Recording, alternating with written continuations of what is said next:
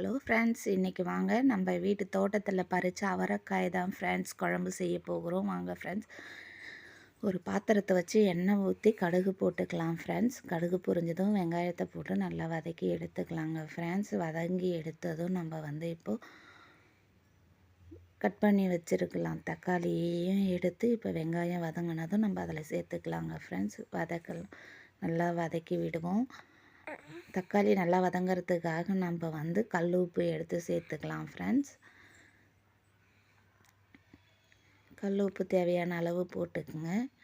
மஞ்சத்தூள் ஒரு 1/2 ஸ்பூன் போட்டுக்கிட்டு நல்லா கலக்கி விடுவோம் ஃப்ரெண்ட்ஸ். நல்லா தக்காளி நல்லா வெந்து நம்ம தொக்குக்கு ரெடி ஆகிற மாதிரி ரெடி ஆகட்டும்.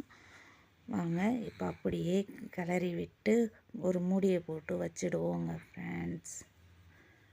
நல்லா வதங்கட்டும்.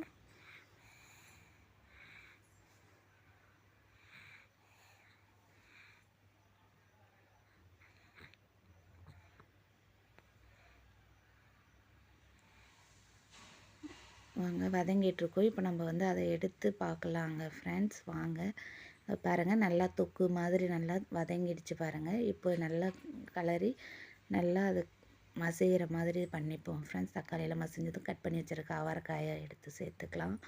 சேர்த்துக்கிட்டு நல்லா போட்டு அதையும் வதக்கி எடுத்துக்கலாங்க. நல்லா வதக்கி எடுத்து அதையும் ஒரு மூடி போட்டு கொஞ்ச நேரம் வேக வச்சு எடுத்துக்கலாம். வேகட்டும். வெந்ததும் பாருங்கள், இந்த மாதிரி ஒரு ஆவி வெந்ததும் எடுத்து இப்போ நம்ம தேவையான காரப்பொடிங்களை சேர்த்துக்கலாங்க ஃப்ரெண்ட்ஸ். நம்ம வீட்டில் அரைச்ச மிளகாய் பொடி தான் சேர்த்துக்கிறோம். எவ்வளோ காரமோ அதுக்கேற்ற மாதிரி காரத்துக்கு தகுந்தது சேர்த்துக்குங்க. சேர்த்துக்கிட்டு நல்லா பச்சை வாசனை போகிற அளவுக்கு நல்லா கிண்டி விட்டுடுங்க. நல்லா கிண்டி விட்டுட்டு அதையும் ஒரு 2 நிமிஷம் அப்படியே கிளறிக்கிட்டே இருங்க.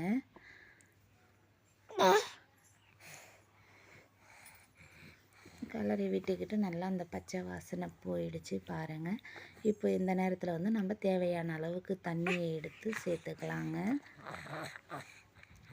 தேவையான அளவுக்கு தண்ணியை சேர்த்து நம்ம நல்லா கிண்டிட்டு எத்தனை பேருக்கு நம்மளுக்கு எத்தனை வேலைக்கு தேவையோ அந்த மாதிரி தண்ணியை ஊற்றி வேக வச்சு எடுத்துக்கலாம்.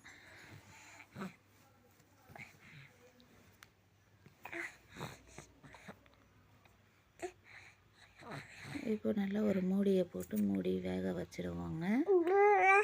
நல்லா வெந்து வரட்டும் பாருங்கள். நல்லா தொக்கு நல்லா கொதித்து நல்லா காயெல்லாம் வெந்து நல்லா வந்திருக்கு.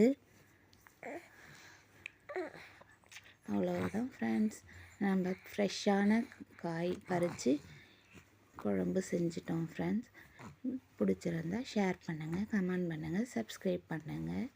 நம்ம சேனலுக்கு சப்போர்ட் பண்ணுங்கள். Thank you friends.